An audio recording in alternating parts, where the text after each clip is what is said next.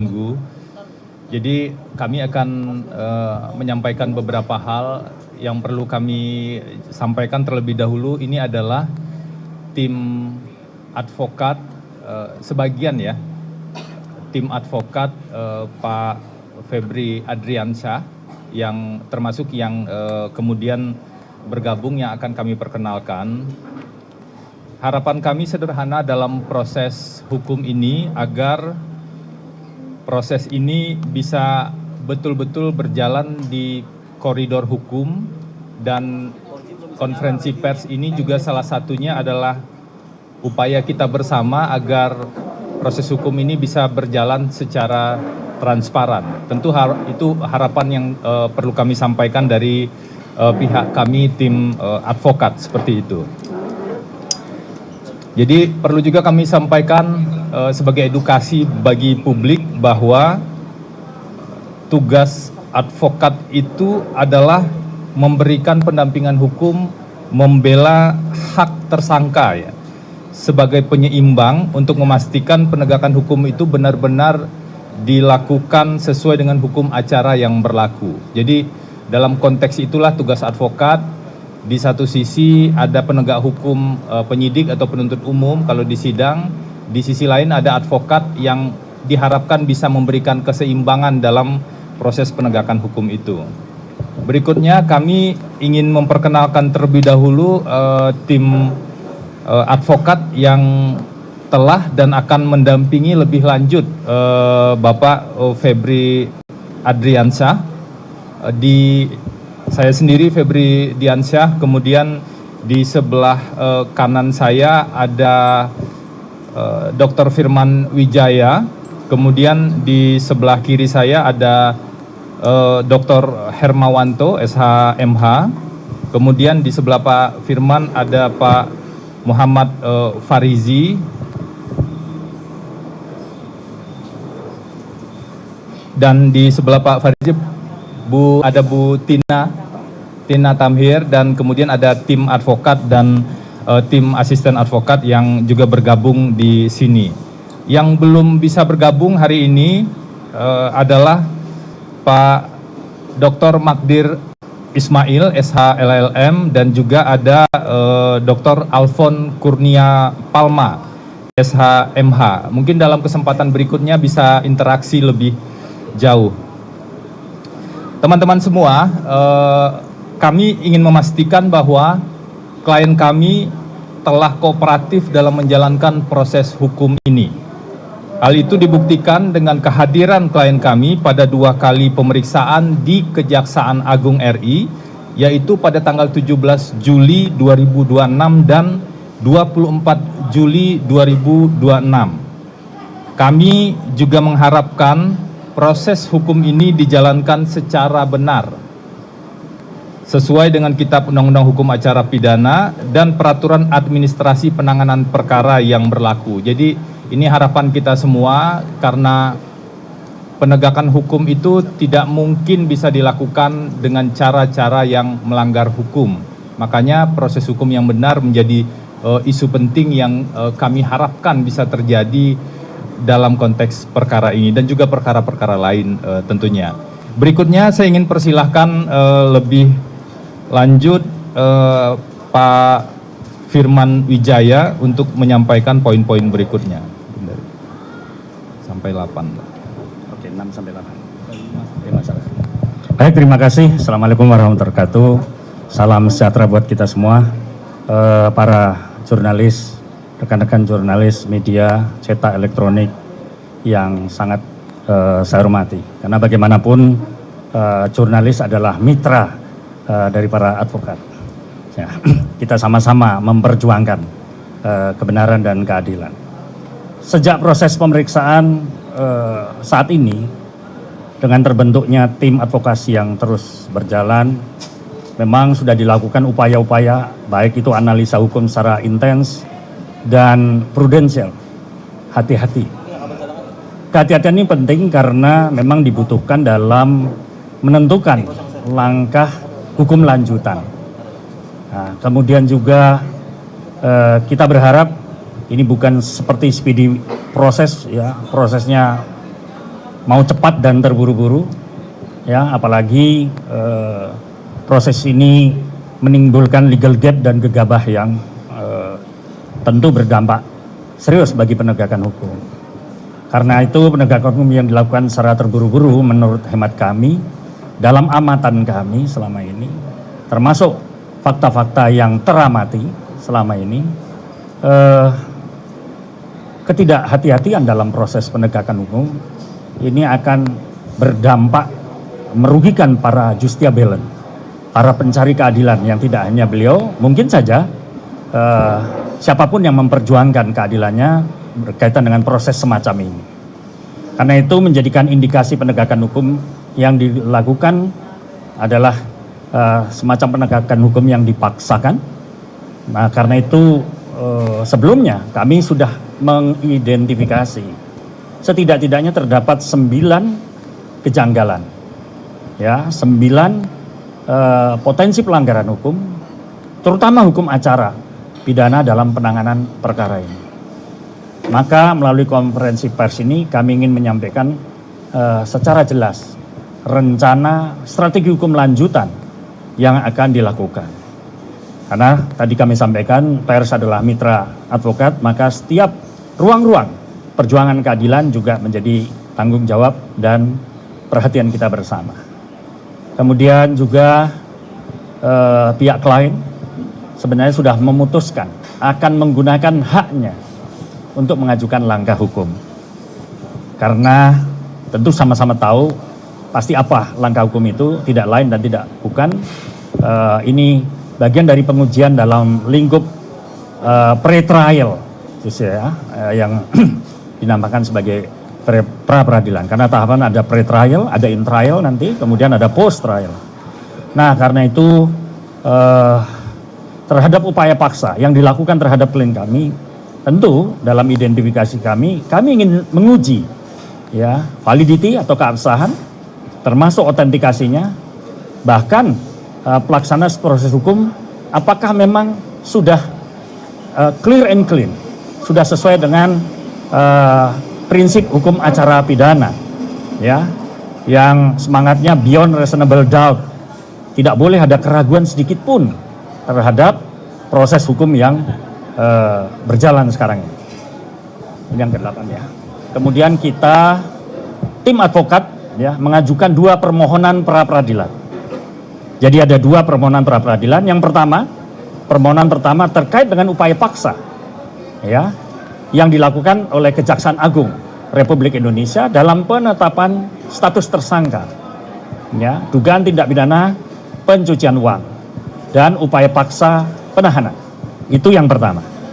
Kemudian permohonan yang kedua terkait dengan upaya paksa status penetapan tersangka, ya, dalam dugaan tindak pidana korupsi dan pencucian uang, ya, serta penggeledahan dan penyitaan sebagai upaya paksa yang dilakukan oleh rekan dari kepolisian Polda Metro Jaya dalam hal ini atau Kortas Tindak Pidana Tipikor. Kedua permohonan tersebut memang kami akan ajukan secara terpisah karena ini juga bagian dari strategi yang dimungkinkan dalam hukum acara pidana, termasuk hukum acara pidana yang baru. Juga karena alasan objek dan tindakan memang diuji secara berbeda, ya, jadi batu ujinya akan berbeda. Itu kemudian saya persilahkan dilanjutkan oleh Mas Farizi tim berikutnya. Makasih, Mas.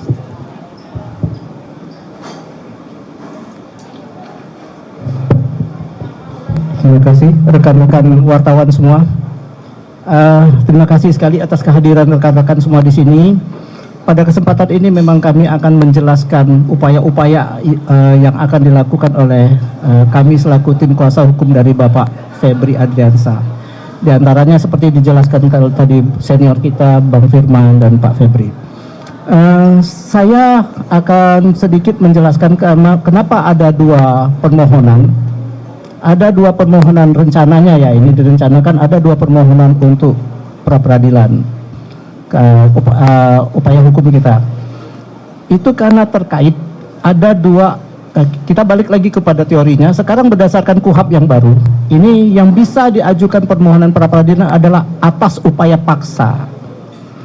yang kami telah analisa secara bersama selama beberapa hari ini, upaya paksa apa saja yang merupakan suatu yang kami anggap dan kami menilainya sebagai bagian dari ada penyimpangan-penyimpangan, sehingga kami kelompokkan kedua permohonan, yaitu upaya paksa yang dilakukan Kejaksaan Agung itu dalam penetapan dan penetapan tersangka dalam perkara tindak pidana pencucian uang dan penahanan. Di sana kita melihat nuansa yang sangat besar adanya pelanggaran pasal 100 ayat 5 dari KUHP untuk upaya paksa penahanan. Dan upaya paksa penetapan tersangkanya kita melihat ada kaitan-kaitan dengan predicate crime-nya, persoalannya di sana. Oke, itu secara garis besar. Kemudian nanti juga ada yang kedua. Yang kedua itu adalah upaya paksa penggeledahan, penyitaan, dan penetapan tersangka di dalam perkara yang di sini yang sudah penetapan tersangka adalah terkait dengan penanganan perkara Asabri. Hal ini mungkin agak sedikit unik karena di sini mungkin akan jadi banyak termohonnya. Kurang lebih seperti itu kurang lebih ini ya. Menurut kali itu Pak ya. Ya. Ada lagi yang mau ditambahkan?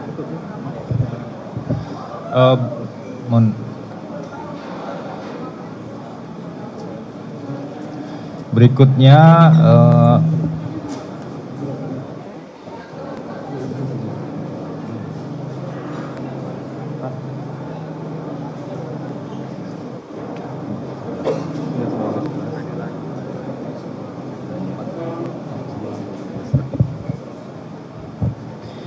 baik, rekan-rekan sekalian, saya lanjutkan.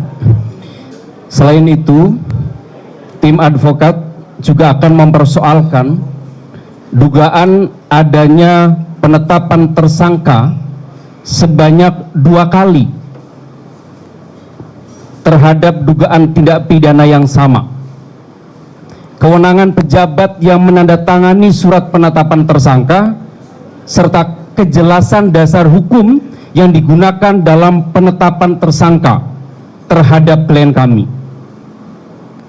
Menurut tim advokat, aspek-aspek hukum tersebut penting untuk diuji demi menjamin kepastian hukum dan perlindungan hak-hak setiap warga negara dalam proses penegakan hukum. Kemudian, karena tindakan penahanan dilakukan berdasarkan surat penetapan tersangka yang keabsahannya akan dimohonkan untuk diuji di pengadilan, maka seharusnya penahanan juga tidak sah secara hukum. Selain itu, kami menemukan bukti bahwa penahanan telah melanggar pasal 100 ayat 5 KUHP, yaitu terkait dengan 8 alasan penahanan di dalam KUHP yang baru. Dalam permohonan pra-peradilan yang kedua, terkait dugaan tindak pidana korupsi, tim advokasi akan meminta pengadilan untuk menguji keabsahan tindakan penggeledahan, penyitaan, penetapan tersangka, larangan bepergian ke luar negeri atau pencekalan, tindakan supervisi dan pengendalian yang dilakukan Kortas Tipikor Polri dalam pelaksanaan penggeledahan dan penyitaan, serta pengambil alihan penanganan perkara dari Polda Metro Jaya. Tim advokat berpendapat terdapat persoalan hukum yang mendasar terkait keabsahan surat perintah penyidikan yang dijadikan dasar tindakan penyidik, pelaksanaan penggeledahan dan penyitaan yang diduga tidak memenuhi ketentuan hukum acara pidana, penetapan tersangka yang diduga tidak memenuhi persyaratan formil maupun material, penerbitan larangan bepergian ke luar negeri, tindakan supervisi dan penggeledahan pengendalian yang dilakukan Kortas Tipikor di Polri, Kortas Tipikor Polri dalam pelaksanaan penggeledahan dan penyitaan, serta pengambil alihan penanganan perkara dari Polda Metro Jaya. Seluruh tindakan tersebut akan dimohonkan untuk diuji keabsahannya melalui mekanisme pra-peradilan. Kami perlu tegaskan juga teman-teman media bahwa ada satu prinsip, tidak ada penegakan hukum yang benar apabila dimulai dari proses yang tidak benar. Substansi keadilan harus dibangun dari prosedur yang adil buat siapapun dia. Oke, terima kasih. Jadi perlu kami sampaikan apa yang ini rencana ya teman-teman semua, rencana yang akan dilakukan dan sudah dijelaskan tadi, yaitu mengajukan 2 permohonan pra peradilan. Perlu kami sampaikan langkah-langkah tersebut bukanlah cara-cara atau langkah-langkah untuk menghindari proses hukum. Jadi ini perlu kami sampaikan sekaligus sebagai edukasi pada publik. Justru langkah-langkah ini merupakan penggunaan hak yang dijamin oleh hukum, dijamin oleh undang-undang, untuk memastikan dalam porsi kami sebagai penyeimbang, untuk memastikan agar penegakan hukum itu berjalan sesuai dengan prinsip due process of law. Ini penting sekali. Jangan sampai kemudian proses penegakan hukumnya keliru, melanggar aturan hukum, entah karena alasan apapun begitu ya, sehingga hak-hak orang terabaikan. Prinsip due process of law adalah hal yang penting yang tentu perlu menjadi concern kita bersama. Tim advokat juga tentu saja tetap dalam koridor menghormati pelaksanaan kewenangan yang sudah dilakukan atau akan dilakukan oleh instansi penegak hukum, baik yang sudah dilakukan ataupun akan dilakukan. Kami menghormati itu. Meskipun undang-undang memberikan hak untuk menguji prosesnya di pengadilan. Nah, proses pra-peradilan ini adalah bagian untuk menguji apakah tahapan-tahapan yang sudah dilakukan sebelumnya sudah benar atau tidak benar. Justru ujian dalam proses penegakan hukum itu adalah untuk perkara-perkara yang seperti ini, dan tentu ini juga berlaku untuk perkara yang lainnya. Sehingga nanti kalau pra-peradilan sudah diajukan, kami tentu saja menyerahkan pada kebijaksanaan dan keadilan dan pertimbangan dari majelis hakim. Kita sudah punya KUHAP baru, kalau dulu KUHAP-nya tahun 81, sekarang KUHAP-nya mulai berlaku di 2026 bersama dengan KUHP baru. Kalau KUHP baru itu dulu kita adopsi sebelum Indonesia merdeka, kemudian kita punya KUHP baru yang berlaku di 2 Januari 2026, maka tentulah KUHP dan KUHAP baru itu jadi pedoman kita bersama dalam melakukan penegakan hukum. Tidak saja bagi advokat tetapi juga bagi instansi penegak hukum. Seperti yang diuraikan tadi, kami mengindikasikan ada sejumlah pelanggaran Kitab Undang-Undang Hukum Acara Pidana. Ada juga indikasi pelanggaran KUHP-nya, misalnya prinsip lex favoreo yang diatur di pasal 3 KUHP baru. Itu mestinya dipatuhi agar penegakan hukum ini bisa berjalan secara rapi. Kalau dianalogikan kita sedang jalan di malam hari, agar jalannya terang ini perlu dikasih lampu. Lampunya itu adalah koridor-koridor yang diberikan oleh undang-undang, jaminan hak asasi manusia, dan juga batasan-batasan kewenangan yang jelas dari institusi penegak hukum. Agar jalannya terang ini. Begitu kurang lebih, silakan kalau ada pertanyaan. Silakan Bang.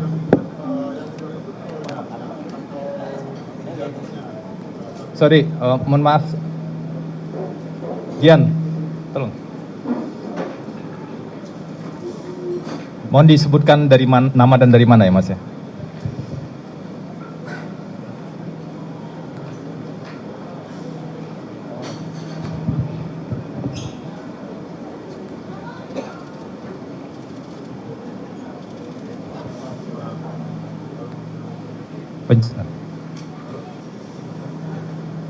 Tes. Oke. Izin Bang, Wahyudin dari Harian Rakyat Merdeka. Saya mau nanya beberapa aja terkait yang digugat kan ada 2 prapit ya. Ini jalannya simultan atau nunggu satu putus dulu? Itu satu. Kedua, yang digugat itu APH yang mana? Apakah kedua-duanya di kedua prapit itu? Dan ketiga, ini Pak Febri sebenarnya dikenakan pasal TPPU pasif atau aktif sih? Kan ada 345 kalau nggak salah ya. Itu aja, makasih. Oke, kita tampung satu. Silakan kalau masih ada pertanyaan. Silakan, Mbak.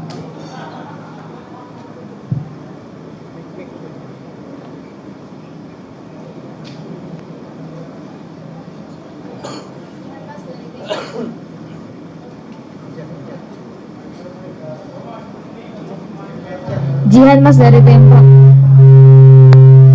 Jadi ini ada 7 laut ya yang mendampingi Pak Febri ya, atau bagaimana mohon penjelasannya. Terus untuk yang saat ini untuk yang kepemilikan emas dan soal uang itu bagaimana Mas sudah bisa dijelaskan soal kepemilikan? Oke, dua dulu ya. Silakan Pak Bang Firman. Makasih sobat dari Rakyat Merdeka. Tapi nggak pakai mall atau pakai mall? Bang, jadi ya ini soal rute hukum, ya kan? Menurut hemat pandangan kami, ya, konteks rute hukum itu bisa saja soal-soal yang terkait dengan irisan kewenangannya ada, ya. Tapi tadi juga sudah disampaikan lewat rilis tadi bahwa kami akan memilih dan memilah sesuai dengan objektum litis, istilahnya objek yang menjadi persoalan, misalnya persoalan kewenangan, batasan kewenangan itu di mana. Karena kemudian irisan yang kedua, Bang, itu kaitannya dengan soal ketaatan proseduralnya. Jadi tadi disebutkan oleh Mas Febi dan Mas Faris itu sebenarnya ini berkaitan dengan substantif legal prosedurnya. Ini antara KUHP lama dan KUHP lama sejauh mana mereka konsisten. Tadi ada prinsip yang dikatakan asas favor, asas yang menguntungkan. Ini asas keadilan sebenarnya. Jadi pra-peradilan yang sekarang yang kita perjuangkan memang lebih banyak kandungan keadilannya.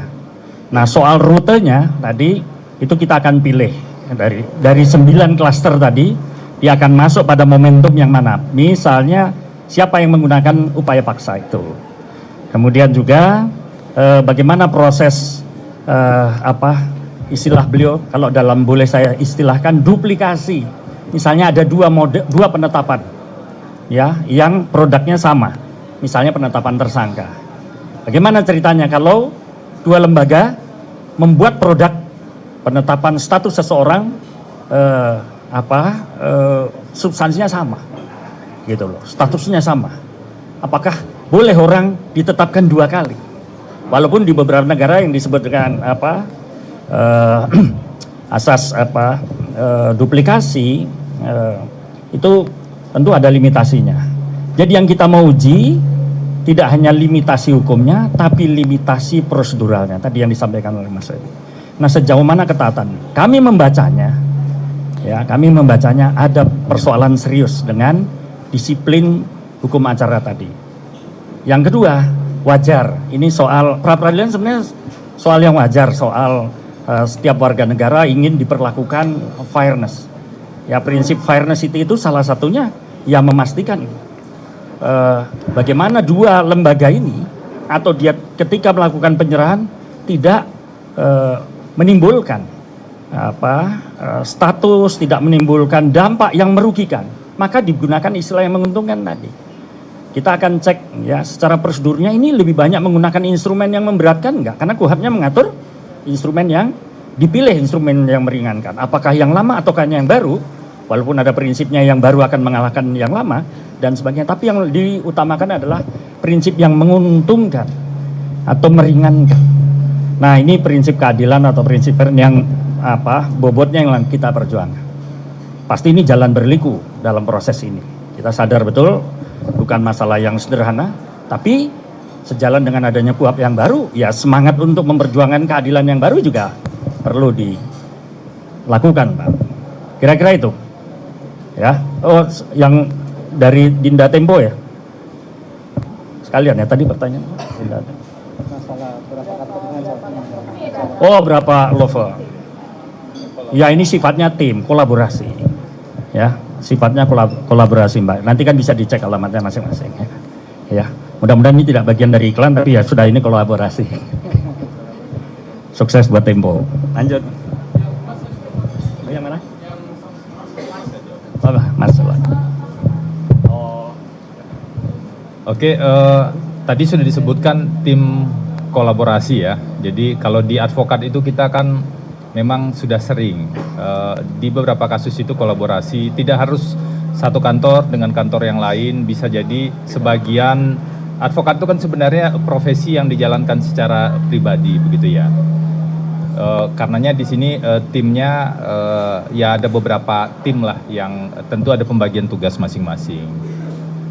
Kemudian yang kedua terkait dengan kepemilikan kepemilikan emas ya, emas dan uang, tentu saja sekali lagi kami lebih berharap itu dibuktikan dan diklirkan oleh penyidik yang menangani. Kenapa? Karena beban pembuktian itu ada di penegak hukum. Benar di pencucian uang itu dikenal ada pembalikan beban pembuktian. Betul itu dikenal, tetapi konteksnya adalah bukan tentang siapa yang memiliki. Harus dibuktikan dulu siapa pemilik barang tersebut, barulah kemudian pembalikan beban pembuktiannya si pemilik itu membuktikan bahwa harta tersebut bukan dari hasil kejahatan. Jadi itu dua hal yang berbeda ya. Satu, siapa pemiliknya itu tentu harus dibuktikan oleh penegak hukum. Bagaimana caranya, penegak hukum punya segala kewenangan untuk itu. Pembalikan beban pembuktiannya bagaimana? Bukan tentang siapa yang memiliki, tetapi lebih pada kalau sudah terbukti siapa yang memiliki, si pemilik yang mengklaim ini atau yang dituduhkan ini, kemudian membuktikan apakah aset itu dari hasil kejahatan atau tidak. Nah, menurut kami inilah salah satu yang tidak cukup jelas dan masih abu-abu dalam proses hukum ini dan sekaligus ujian bagi penegak hukum yang menangani. Terima kasih.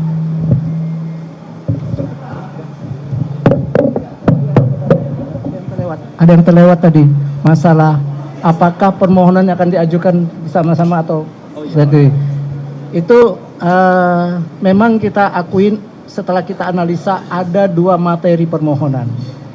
Permohonan terkait dengan penetapan tersangka dalam perkara TPPU dan yang satunya lagi permohonan dalam penetapan tersangka dalam perkara Asabri. Nah, ini dua hal ini kami lagi analisa apakah secara berbareng atau nanti terpisah. Namun kita selaku kuasa hukum harus siap dengan dua kondisi itu. Nanti kita akan sampaikan pada waktunya. Ya, tadi ada yang tersisa satu ya.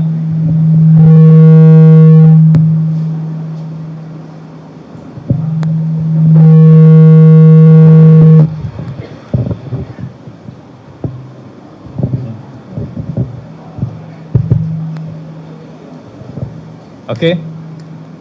Dari surat penetapan tersangka yang kami terima yang di Kejaksaan Agung ya, itu dugaan tindak pidana pencucian uang, pasal yang digunakan adalah pasal 3, pasal 4, pasal 5 Undang-Undang Nomor 8 Tahun 2010, junto pasal 607 KUHP baru ya. Jadi semua tindak pidana digabung aja di sana, semua pasal mau aktif, mau pasif, mau menyamarkan digabung aja. Itu yang jadi salah satu kritik kami. Kenapa? Karena begini, pasal 3, 4, dan 5 itu, 3, 4, dan 5 itu sebenarnya sudah dinyatakan tidak berlaku di KUHP baru. Itu dulu ya. Pasal-pasal itu sebenarnya sudah dinyatakan tidak berlaku di KUHP baru dan sudah diganti dengan pasal 607 KUHP. Tapi secara hukum tentu ada pertanyaan.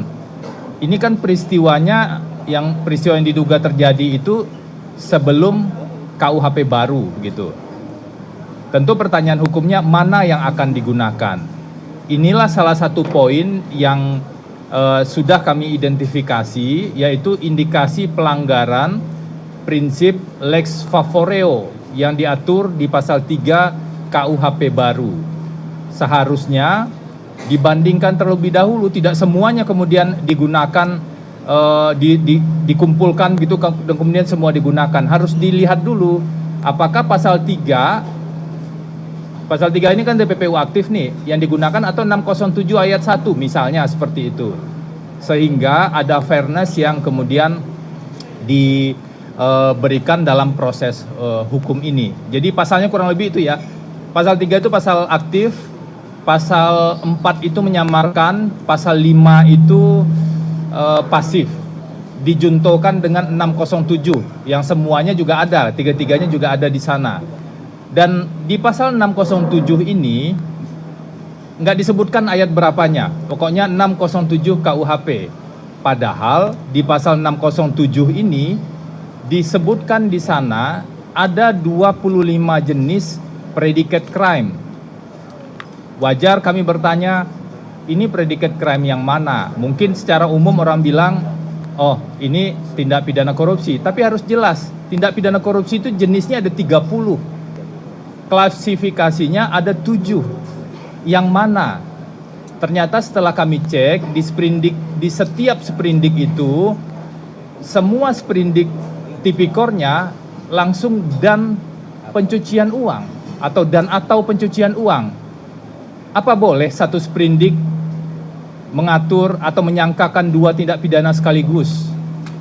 Itulah yang jadi kritik kami ketika sebenarnya penjelasan pasal 78 Undang-Undang Pencucian Uang menyebutkan kira-kira begini penjelasannya. Dalam hal penyidik tindak pidana asal, penyidik awal dulu nih, tindak pidana asal, menemukan adanya bukti indikasi pencucian uang, barulah dilakukan penyidikan pencucian uang. Dengan aturan yang seperti itu, mungkinkah tindak pidana asal dan pencucian uang digabung di satu sprindik? Itu yang kami sebut, inilah yang diindikasikan melanggar penjelasan pasal 78 tersebut. Oh, ada yang mengatakan, ini biar clear ya di publik, ada yang mengatakan di Undang-Undang TPPU itu ada pasal 69. Pasal 69 itu ngatur kurang lebih begini. Tindak pidana asal itu tidak wajib dibuktikan terlebih dahulu untuk menangani TPPU. Benar, karena setelah ada rezim TPPU, nggak perlu menunggu pembuktian tindak pidana asal itu sampai di pengadilan, putusan pengadilan atau berkekuatan hukum tetap. Namun tetap harus ada tindak pidana asalnya, harus ada bukti permulaannya dulu, baru kemudian bisa TPPU. Nah, kami harap nanti di proses pra-peradilan hal tersebut bisa secara jernih dipilah. Ini kita belum bicara substansi perkara ya. Kita masih bicara tentang tepat atau tidak tepatnya sprindik yang seperti itu. Kalau surat perintah penyidikannya melanggar undang-undang, tentu saja semua tindakan setelah sprindik tersebut menjadi tidak sah secara hukum. Inilah yang ingin kami uji. Kurang lebih begitu ya. Oke, terima kasih teman-teman. Saya kira mungkin cukup dulu ya.